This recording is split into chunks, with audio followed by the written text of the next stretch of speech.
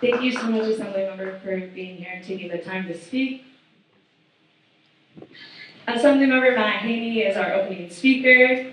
He proudly represents California's 17th Assembly District, encompassing the eastern side of San Francisco. He is currently the chair on the Committee of Housing and Community Development.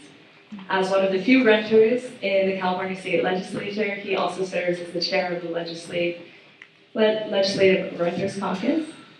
Previously, he's held leadership positions at the Assistant Majority Whip and the chair on Select Committee on Fentanyl, Opioid Addiction, Overdose Prevention, and Downtown Recovery.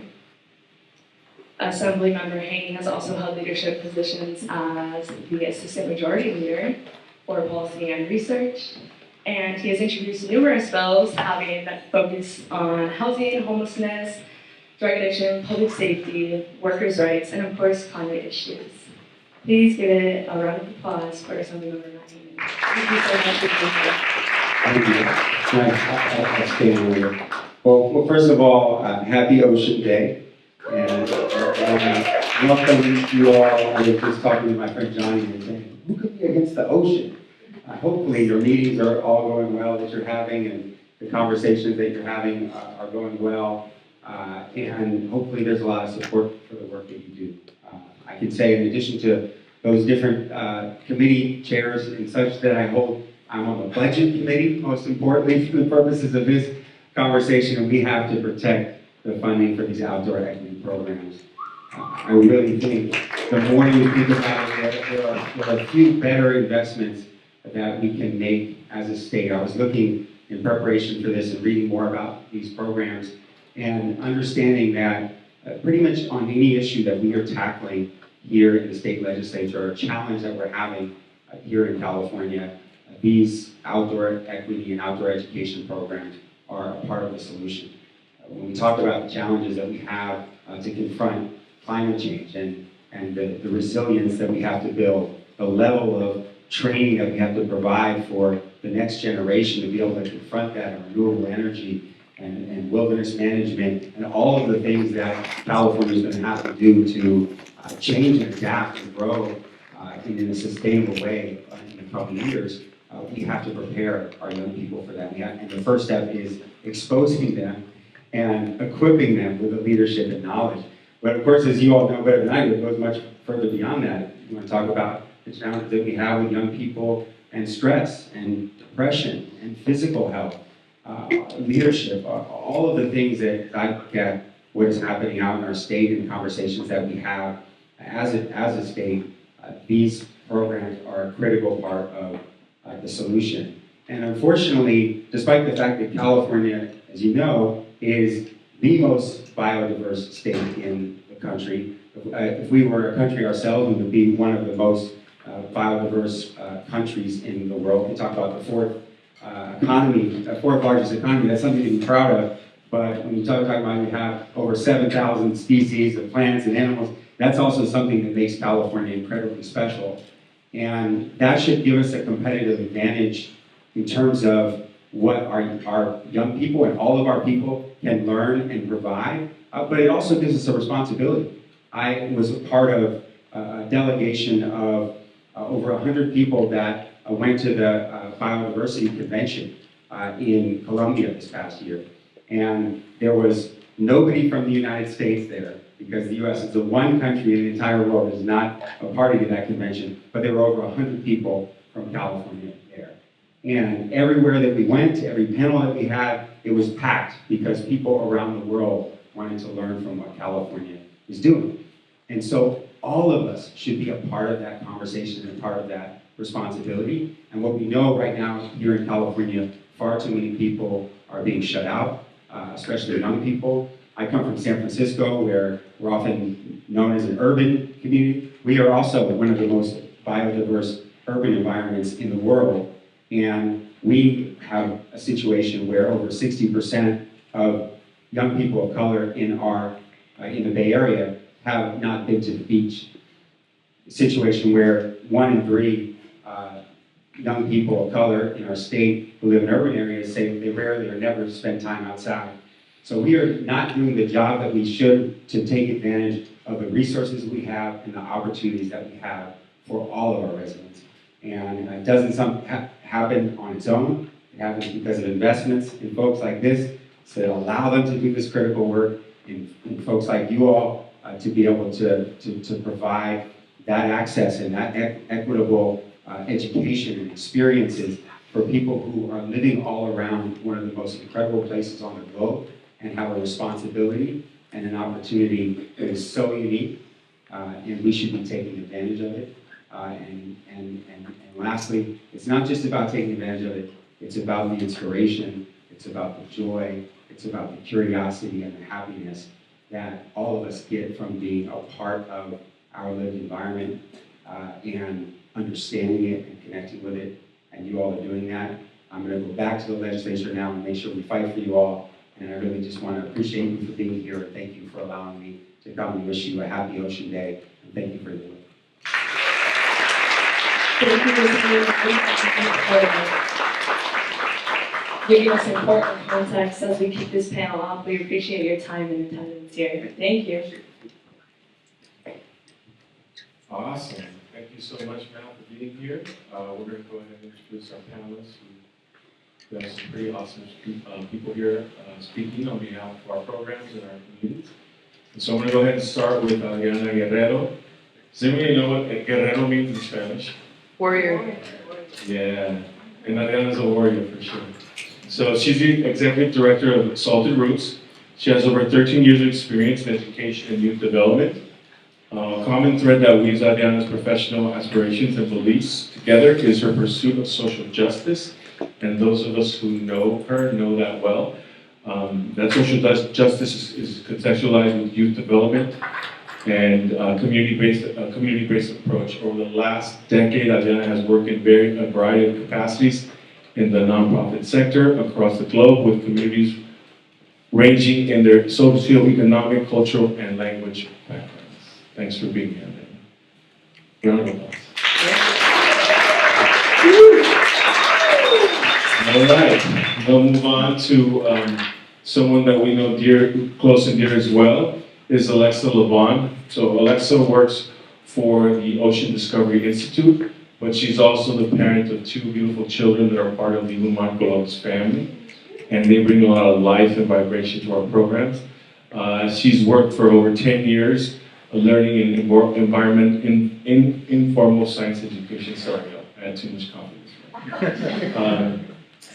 And as a parent for just as long, she's done a lot of great work. In her role as a program coordinator at Ocean Discovery Institute, she utilizes her community-driven leadership, logistical eye, and lived experience to inspire the next generation of diverse science leaders and stewards. I love that word, stewards. Having very little representation growing up, she dedicates her efforts to the little brown girl she once was, and the many just like her whose ancestors are rooted in this world, but aren't seen at the surface yet. Thank you for being here, Alexa. And last but certainly not least, Evan Borges Sloan. She comes to us as the Deputy Executive Officer at the State Coastal Conservancy. She has been working at the Conservancy for 11 years, focused on multi-benefit wetland restoration and living shoreline projects. At the Conservancy, she has managed coastal restoration and sea level rise adaptation projects across Southern California and San Francisco Bay. She is known for her love of sediment, for wetland restoration and shoreline resilience. And prior to coming to the Conservancy, she participated in research studies focused on sediment accretion, carbon sequestration, and the impacts of sea level rise on tidal wetland habitats. Thank you for being here. And as someone who grew up next to a river valley and wetlands and estuary, I appreciate the work that you do. So we're going to go ahead and get started. I asked you all, the first question in the prompt that I sent you was, before we get into some of the work that you're doing, with the organizations that you're with, just tell us about that first connection that you had in nature. Tell us about that experience and how it kind of molded you, and some of the work that you're doing here today. So we'll start with you, Adriana. Okay. Okay, so yes, my name is Adriana Adriana Fernandez de them, and I really appreciated this question because I think where I was sitting at last night, it actually grounded me to like prepare and think about where I'm at in this moment. I think about what grounds me in the work. It's definitely ebbed and flow over the years, and you know, the ocean and the beach has always been a place of refuge for myself, and so a place I've gone to laugh, cry, to be alone, to be with friends, to clear my head, lighten the heaviness of the world, or simply just be with my dogs. And I think, I know this moment in time, if the world feels heavier. And so having places like that and entering 2026, it kind of felt hard to think about where my purpose was. And this is the work that continues to ground me in that. And I know for my team, myself, and the Salted Roots community, I find grinding, and also grounding in imagining what's possible. And in the dream that we're building, and a surf culture where the lineup reflects the full beauty of our communities, where surf culture centers joy, justice, care, and ceremony, and where surf stories honor our ancestors, and where surfing is, it's a ceremony, it's a celebration, and it's a source of healing. It's not just a sport for us. And so it's the vision that's grounding me, that we have collectively together, and the power that we have as collective, through the healing, through this work, through surfing, through boogie boarding, body surfing, tide pulling, all the ways that we love to be in the ocean. It keeps me connected, and it really keeps me hopeful in this moment right now more than ever.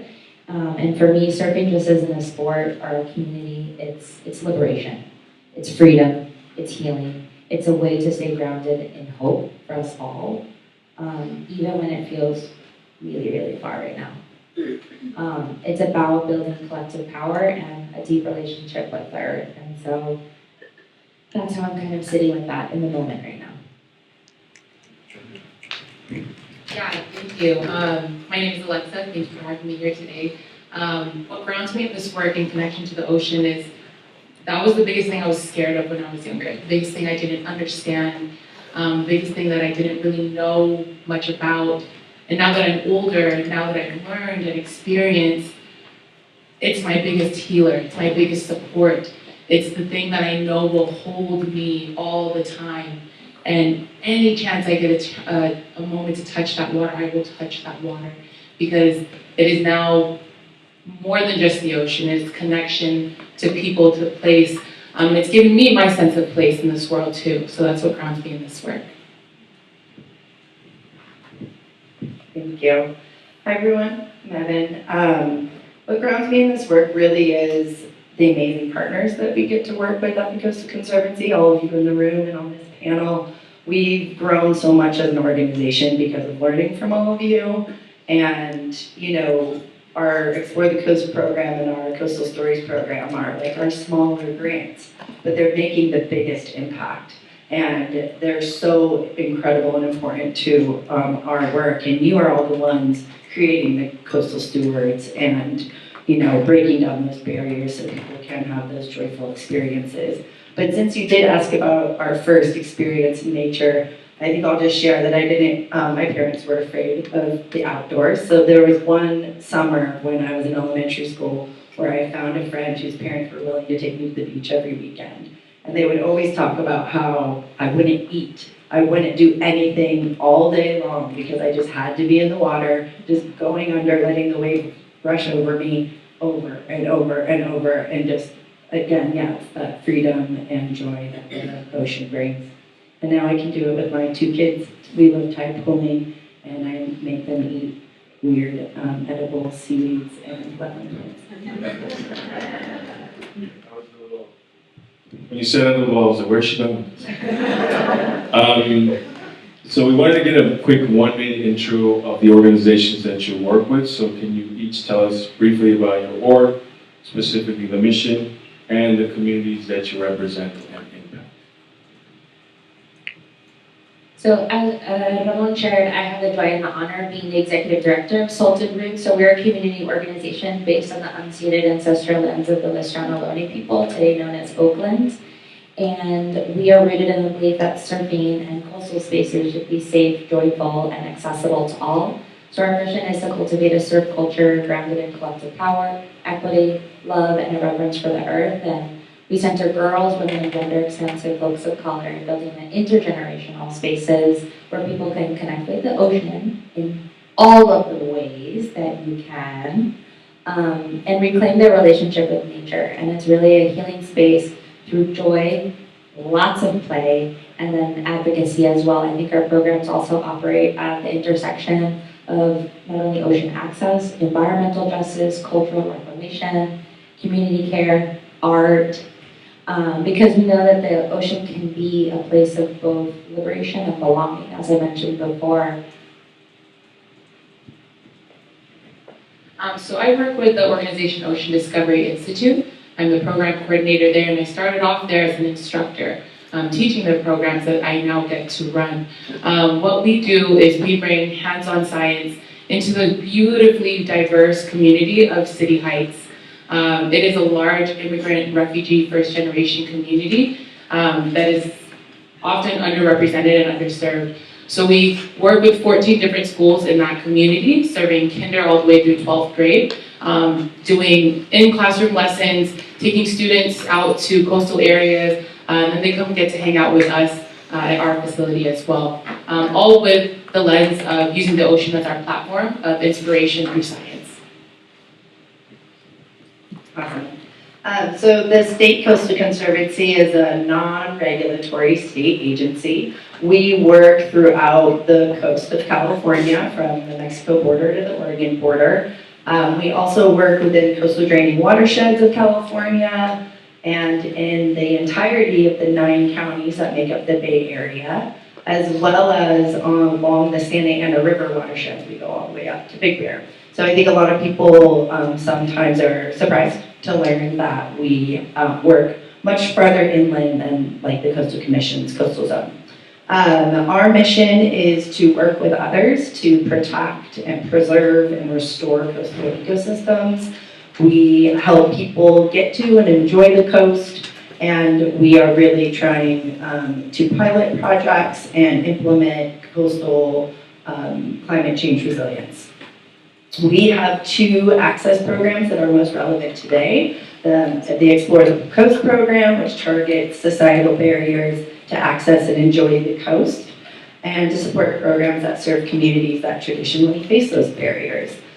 Just within the last 5 years, not in the entirety of the program, but in the last 5 years, the Conservancy's awarded over 150 grants with our Explore the Coast program. That totals about $13 million.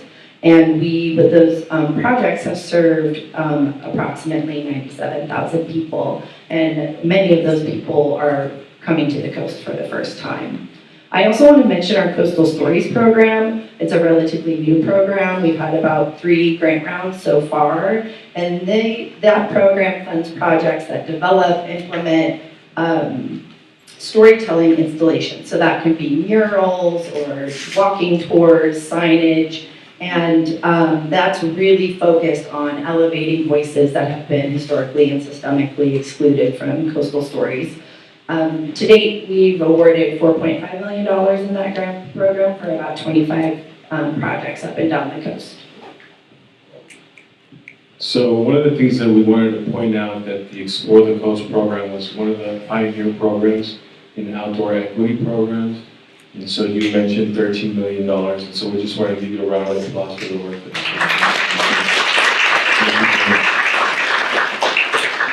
you're doing. And I think Johnny, where's Johnny at? I think Johnny with City Surf Project. There he is. One of the first grants that you got was that exact grant, is that correct, John?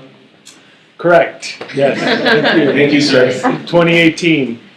Awesome, and so Johnny's been at this work for 10 years, but that was one of the first grants that he got, so thank you so much for that. So my next question is for Adriana, and it has to do with managing outdoor equity grants. You know, what are some of the challenges, and what are also some of the challenges in sustaining some of that funding? So Thank you. The challenges, I think the biggest challenge is that we've encountered as Salted Roots, right? I don't want to speak for any other organization, is that while they're well-intentioned, is the application and the reporting processes are still very burdensome. Like, we've applied for almost all of the grants that Tiffany mentioned, and there's been several of them where I've actually had to withdraw because we just don't have the capacity to finish writing the application, right? They exceed 30 pages, attachments, all of that. And to think about right now, my team is, including me, 3 full-time. I do not have a development person, and so just thinking about all of that time and the nuances and the complexities that go into these applications, there was specifically one grant that with the former ED I had to think about was, do we even have the staff that we're gonna be able to actually follow through with the requirements when it comes to reporting? It could have been a game changer for us in terms of multi-year funding, but I actually didn't have the staff capacity to follow through on the invoices. And so that is a challenge. I think another challenge is it's often one-time funding. It's year to year. I know that the Coastal Conservancy has opened it up where it's multi-year funding, and it has really, I really want to give a big shout out to the Coastal Conservancy for the feedback that I've given through the surveys and with, our project manager is I've seen those changes, making the application shorter, making the reporting easier. And so those I really do appreciate because then it feels like, okay, my feedback's not going into the void. I actually see it in real time with the following year, but they are one time. A lot of the state grants. But in terms of what's been most effective for us as an organization is part of our revenue is not just government grants, but also private philanthropy, so public and private foundations, and there's a little bit more flexibility in that in terms of the multi-year funding that you can negotiate. The reporting is also streamlined, and that makes it so much easier for not only for myself, and I know other folks that are in the Surf Justice Collective don't have the people to literally write it. I can absolutely get on a phone call with you, and I'm so happy to tell you about our programs in a summer camp, and my program team will absolutely love to share all of that, but it's the writing that takes a lot of the time. And so that really does make a barrier. It's the administrative barriers that we have experienced, and I know that we've been in close communication, I personally with CNRA about how they can improve the YCA grant and what is the application and what does the reporting look like. And so I've really appreciated Milwaukee for that, and I know that there's some opportunity to give input on how Prop 4 funding will roll out in the applications. And so I think I have definitely seen some improvement with the challenges, definitely staff changes, during my tenure. And so I do really appreciate the intentionality that the staffs are pausing, especially when the new staff come in and say, how can we do better and really mean it. So, this mic is got it. Okay. So this might be like a weird transition, but I want to juxtapose those challenges that you have as an organization with kind of what's at the other end of, once you get those grants, we have these programs that roll out, and then the communities that actually get to benefit from those programs. And so I know you're both, you work in this space as well with us as an organization, but also you have 2 little ones that you've been exposing to all these different programs. So I want you to talk a little bit about the impact that you see as a parent on your kids. Yeah, I think my positionality in this work is interesting because I'm at the intersection of parent with kids who are in these initiatives and reaping so many benefits from it, while also being a provider and getting to provide access to these types of programming as well. But speaking to my own kids that are in the program of Omar de Colores, it has been amazing.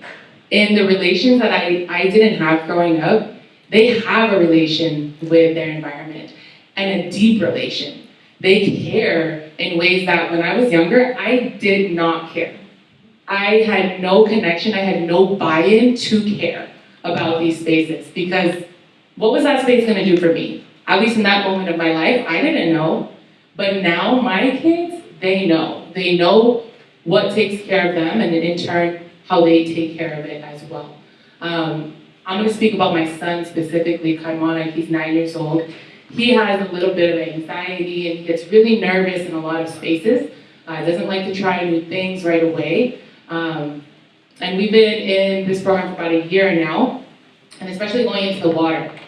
Before, he never liked going to the beach that had waves. If we were going to go to the beach, it was the beach with no waves. Now, he loves going, he asks for waves, and every time we go out, I see him go a little deeper into the water without me, on his own, going out there, and me having to call him back in and not listening.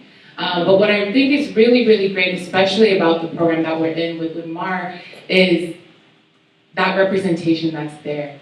So my son has long hair, and I'm gonna call out Mario if he can stand up.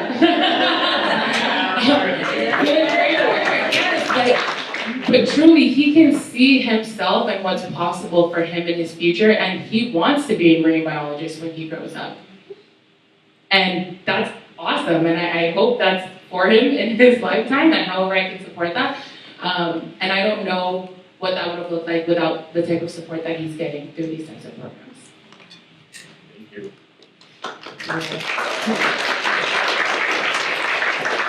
Thank you so much for that, Melissa. So now that you have been given this, you get the hard question. So given kind of the state's budget deficit and the rising demand for programs like this and the impact that they have, like how does the Coastal Conservancy adjust, pivot, and move forward to kind of meet that demand? Yeah, for sure. So I'd say we're very lucky at the Coastal Conservancy because this past November, as most of you know, the voters passed the 2024 climate bond, and we will be getting nearly $1 billion to support coastal resilience and coastal and combined flood protection and management, wildfire, and other programs over the next 5 to 10 years. And so under that coastal resilience section of the bond, it actually is pretty broad in what we can use the bond funds for. So I wrote it down because I wanted to make sure I got that right. So it allows for protecting, restoring, and increasing the resilience of a variety of coastal habitats, as well as watersheds, trails, and public access.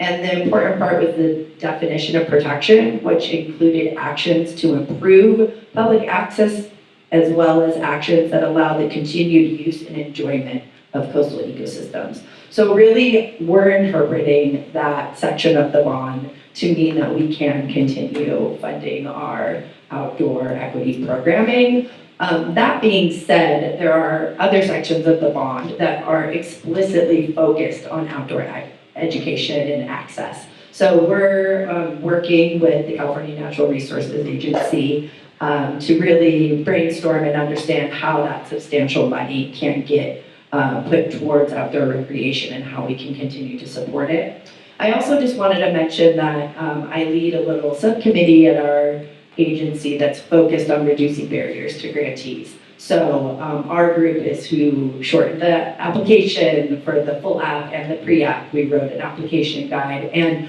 we meet every other month and continue to learn. We survey, as mentioned, but we also have an advisory board to our Explore the Coast program. So it's another way of sharing power, getting feedback, and we really are trying to learn and adapt. So always open to hearing any feedback about our reporting, application, grant management, invoicing. We're soon going to be updating our withholding policy, so we're only going to withhold at the end of a grant instead of each invoice. So just, really trying to figure out ways to reduce that burden.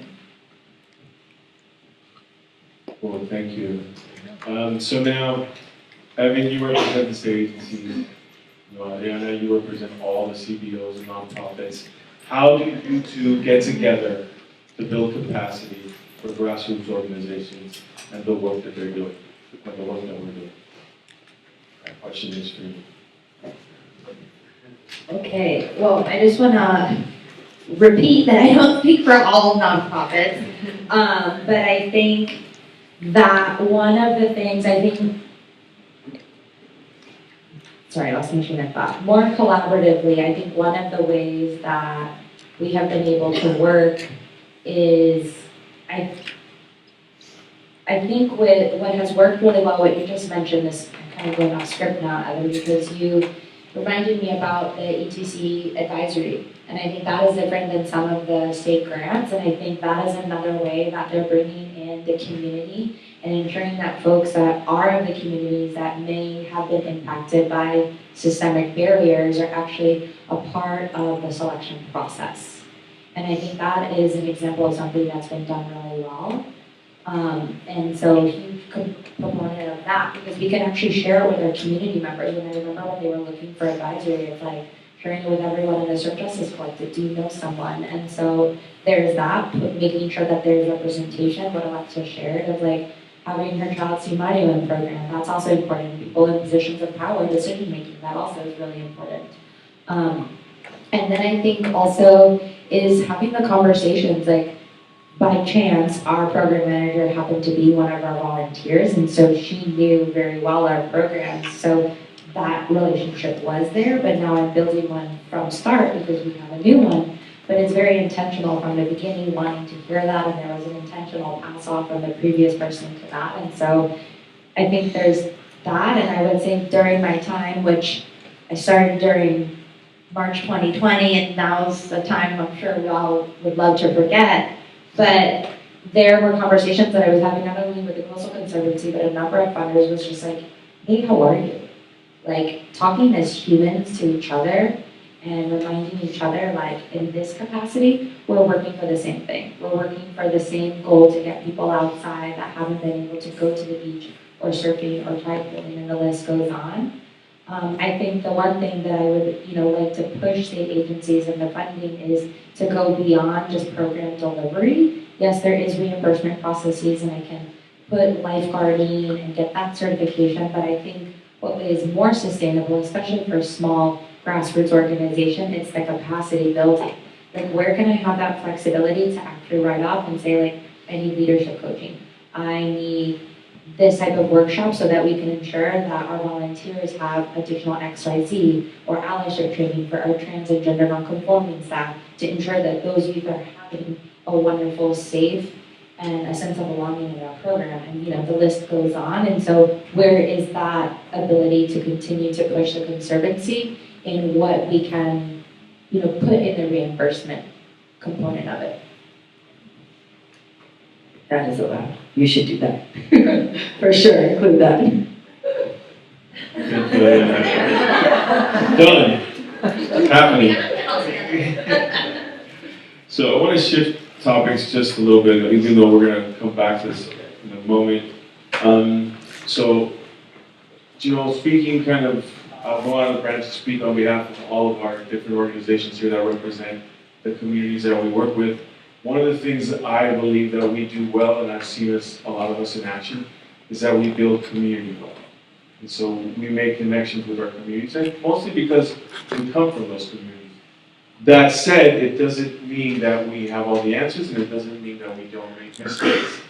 And so I think that question is for you, Melissa, because you wear both hats, and so you get to see how we're great, but also where some of those challenges are, and where we can learn from some of the, I don't want to call them mistakes, but some of the bumps along the road. Thank you. Community-based work, it can be tricky. Everyone has the intention, right? They want to serve the community, they want to do something, but it goes beyond intention too. And really, what does that work look like in real life? And how are you amplifying and uplifting that community without exploiting them at the same time? And I think that's something that I see in this work is, and oftentimes with grant funding, is in order to get this money, you have to sell the story, which is really unfortunate because I'm more than a story, you're more than a story, and it shouldn't take me having to sell myself to get this money. So one thing I think, a challenge that I see in incorporating community voices is actually bringing them in. And I actually want to give a big shout out to Unmar, because I feel like that's what you did with me here today, and I'm grateful to be here speaking on the parent perspective as a participant of Unmar programming. I was telling Yvette with the Lamar team earlier, I don't have the most decorated background. And usually when I go to these types of panels and in these discussions, I'm a listener. I'm in the background. I'm not usually up here at the table. And when we say we want a seat at the table, that's what this looks like. That's what this is sharing our voices from that communal lens, which oftentimes I see as presented in some way versus organically being participated in.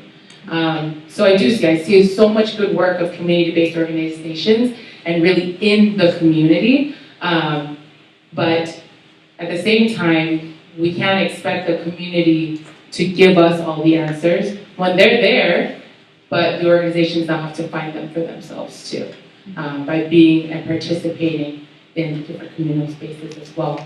I think that's it. Yeah, great. Thank you.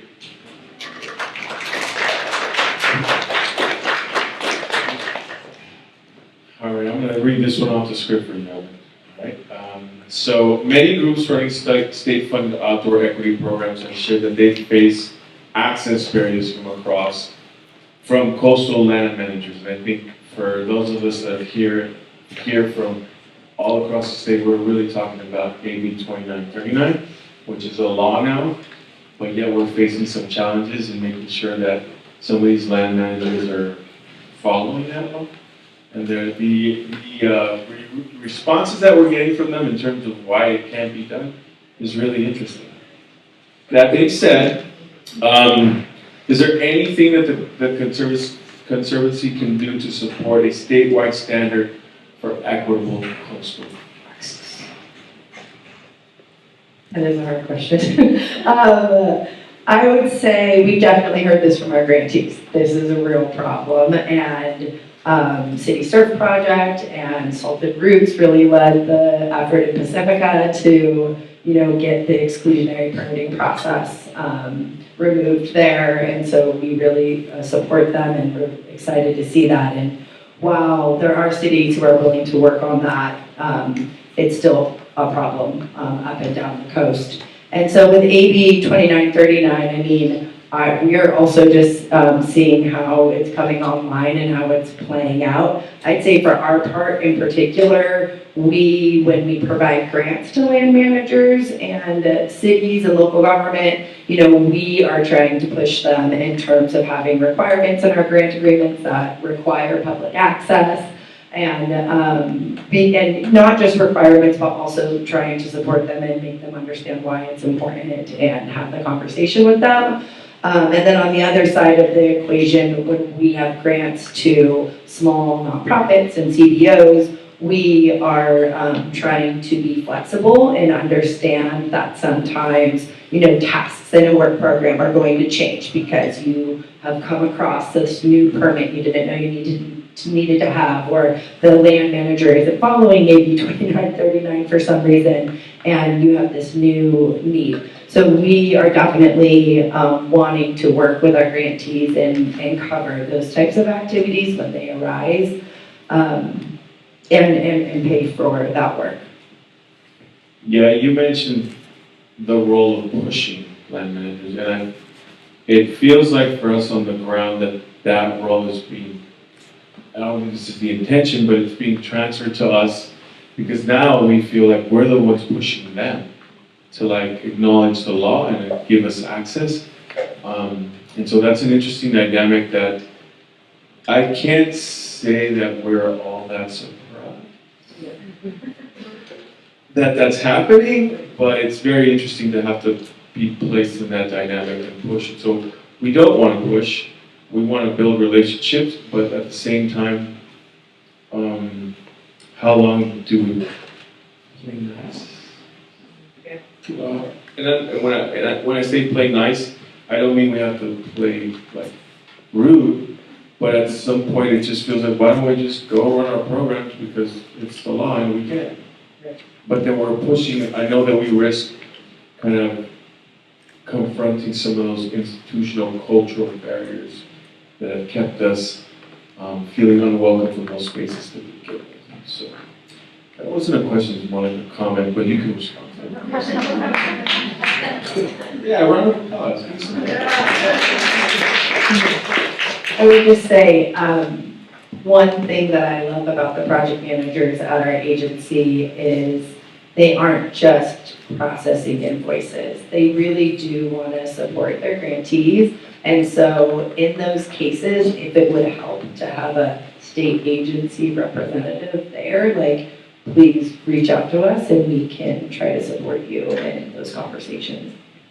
Thank you. I know that we're strategizing, so we're working on this. I want to check in with the audience. We may go a little bit over. How many of you have the flexibility to stay like past your clock in maybe 5 to 10 minutes? Hands would help. Yeah. Thank you. Okay, so most of them. So I'm going to cut a couple of questions short because I wanted to make sure that we give the audience some time to ask questions. So for Adriana and Alexis, kind of same question. Given some of the funding challenges coming from both the state and federal government, but also the posture that the federal administration has kind of shown towards, people of color, DEI initiatives, et cetera, what's at stake here if we lose some of that funding and some of that programming? And Adriana, you can speak as the executive director of your org, and Alexa as a parent.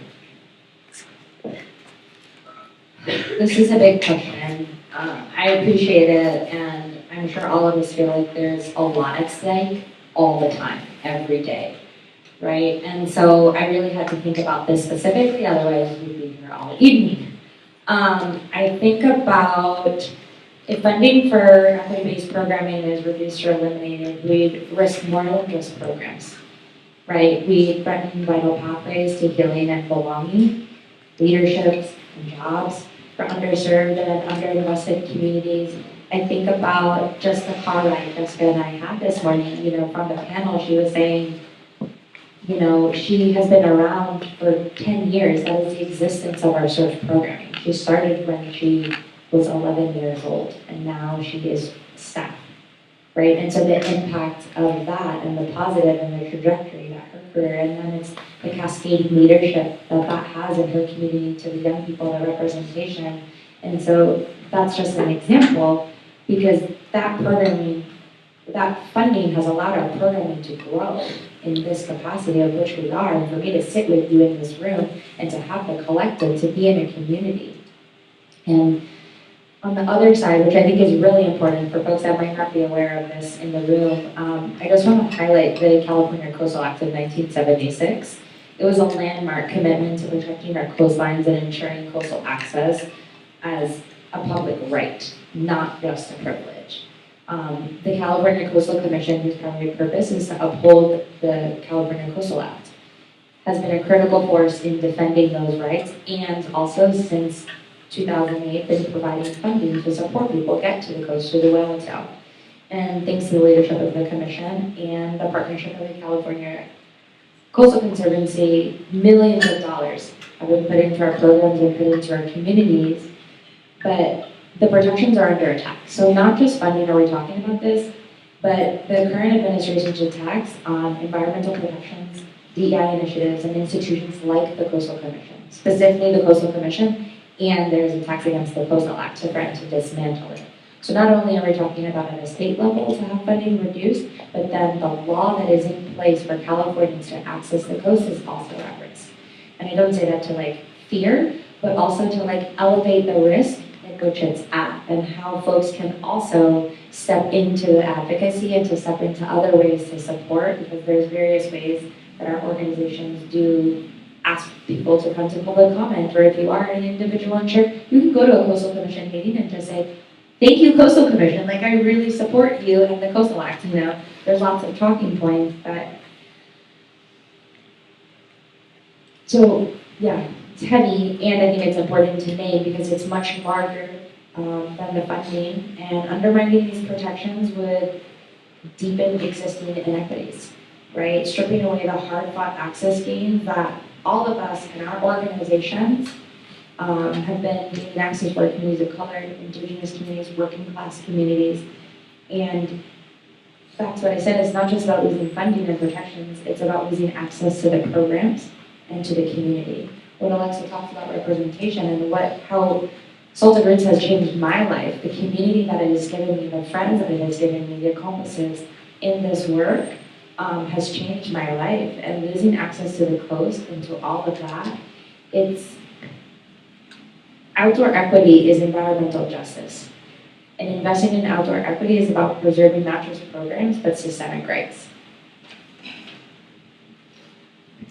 Yeah, thank you. When we talk about what's at stake, it really is like, what isn't at stake? And for me, this is deeply personal. You're talking about taking things away from my children and the 6,000 children that I serve in my line of work. That hurts. And to think about how these grants fund programs that are cost-free. I have 3 kids, 2 in program right now and 1 whose turn is coming. I can't afford a summer program that costs $250 a week per kid. And that's a hard place to be as a parent, to choose to invest in the things my kids want to do. You know, he wants to be a marine biologist. Well, I know, but I'm sorry.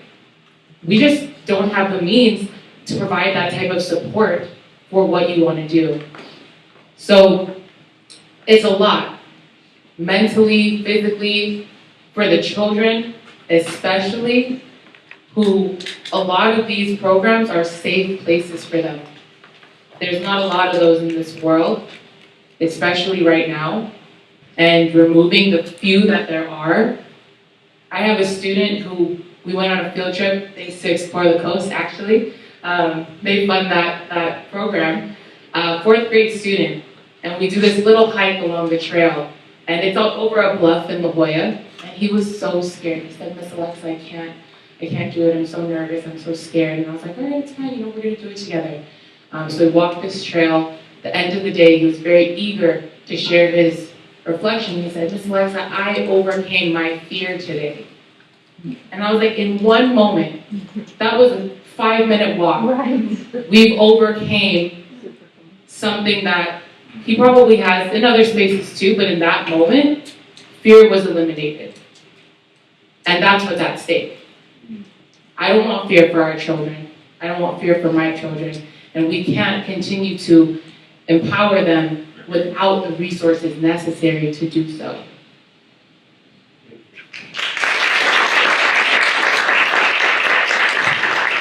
Thank you very much to all 3 of you. So we're going to open it up now for the audience.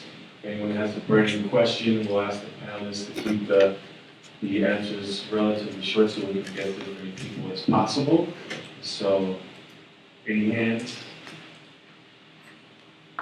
See one back there. Kaita, second, and then your name? Samantha. Samantha. Do y'all have a mic over there?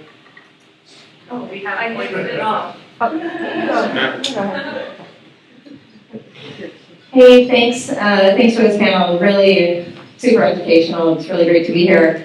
So I heard you all talking about access, talking about things like, going to the beach to clear your head, to just commune with the ocean, to let waves wash over you, to take your kids there. And you talked about the Coastal Act, which also has a really, it's about access, getting people to literally be able to go to the beach. I spend a lot of time in the Fish and Game Commission world, where access is all about just one thing, which is fishing. And I guess I wanted to ask you, how do we reclaim this notion of access being more than just one thing and meaning lots of things to lots of different kinds of people in other spaces, like Fish and Game Commission meetings, like other spaces besides this room? Because I think access means a lot of different things to a lot of people, not just one thing. Yeah, thank you, Samantha. Any one panelist want to tackle that question? That's a big one. How do we define access? How do we approach it? How do we expand it so that it's more inclusive? Yeah. That's what I'm hearing. Yes. so that we think outside of what not our needs, but like what we do. Protecting access for everyone, whatever that looks like for everyone, not just defining it narrowly to one thing that may serve one interest. I'm gonna go really micro to give you maybe some insight to macro, because I think it is important to get really narrow, and I think at Salted Roots, it's really important we constantly have this reflection as a team and what does equitable access look like on stolen land. I think that is the first place that no matter in what space you are in the outdoors, we have to remember the original peoples of our land and where we play, where we live, and where is their seat at the table, and where are they involved in these conversations? Because those are some of the conversations, the reflections that I'm having with, some of my Indigenous peers is like, what does equitable access look like? How do we honor your places of ceremony and cultural practice? Is it a place that we should not be and should have programs? So I think that's not really answering your question, but like that is what grounds me in this work, because I think that there are places that we should not maybe have access to as the public, and we also have to respect and honor cultural practices and traditions, and recognizing that there are people of these lands that have existed for thousands of years do not have access to their places. And so I think that needs to be a part of the conversation. And I don't know, again, it's really hard. Language is nuanced. We talk about it as a team. It's like, how do you define what does access look like, feel like, and sound like? And that's going to really look differently for every people, from us to Salted Roots in Oakland to Black Surf Santa Cruz in Santa Cruz, and then Paddle for Peace down in SoCal. Like, I think it would be nice to have like a general, and it's going to look really different for all of our communities. What Ramon talks about is like the trust and the rapport and the needs of each one of our communities is going to look really different. So. I hear what you're saying. I'll give you kind of a perspective from my end. I grew up next to the Tijuana River Valley. We don't have access to that. Not only that, we can't even breathe the air that the waves are, bubbleizing in the air. We can't. But I know that the fishing community can go outside of the fecal plume and go fish way out there. So I don't have access to that. I'm not saying that they shouldn't have access, but I know that they historically have had access. And if we are juxtaposing, our communities have it, and many of our communities that did gain some access, and now I'm speaking specifically about our Black community, when they did get access to the Ghost Bank, it was taken away from them. And so how do we look at access, and I think it's a great question, and how do we look back at history now? I think as a country, we're not very good at looking at our history. In fact, we shy away from it, and sometimes we downright pretend like it's not even there. It's like, oh no, that didn't happen. We're moving forward this way. Why don't you guys come over here and look this way? And we're like, no! So much is still here, and we're still living the residuals and the legacy of history, right? And so, I don't know if we can answer that question, but I would love to open up a conversation about that, because I do think it's super important for us to also understand, where some of our economies are rooted in, right? And so, then we can talk about kelp forests, or fishing, and Kaita, you had a question. Slight shift in topic. Is it Evan? Yeah. Okay.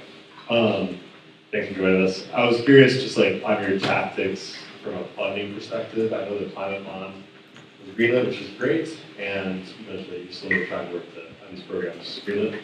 In a world where federal funding gets impacted significantly, are your programs and your funding impacted by that? Do you have plans for that? If the answer is no, are there areas where you know that their funding will kind of get pulled first, where you might jump in to try and bolster those things? I'm curious about just your tactics.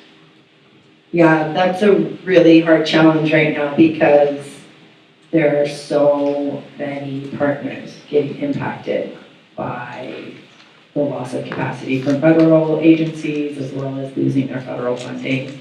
And we have a lot of people coming to us asking, to fill the void of grants that were lost. And it's just too much for us to accomplish for everybody. That being said, to answer your question about our outdoor access programs, those are not federally funded. We currently have about $80 million of federal grants that we're tracking and hoping that will be okay and spending them. But they're not for our Explore the Coast program, they're not for our Coastal Stories programs. Those are funded by bond from state, voter passed legislation. So I would say that at this point in time, we're not able to what we're calling backfill the loss of federal grants.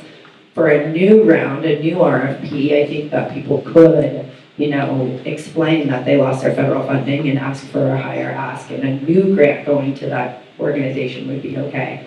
But we can't, we have an existing grantee, and it's we need an increase because we lost our federal grant. We're not allowed to do that right now. But in general, I would say our outdoor access programs are not in jeopardy because of the federal government, but I know that a lot of our partners are being impacted. And so we'll just try to support and within the bounds that we can. Yeah, the grant for this, there's other programs that maybe have more of a tendency of federal funding, so is there a stack rank of other agencies or other groups who are we're ready to jump in and back?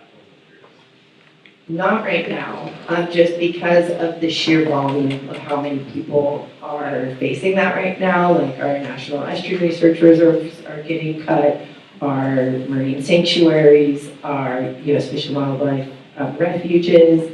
There's so many different organizations and agencies that are losing their entire budget or up to 70% of it. So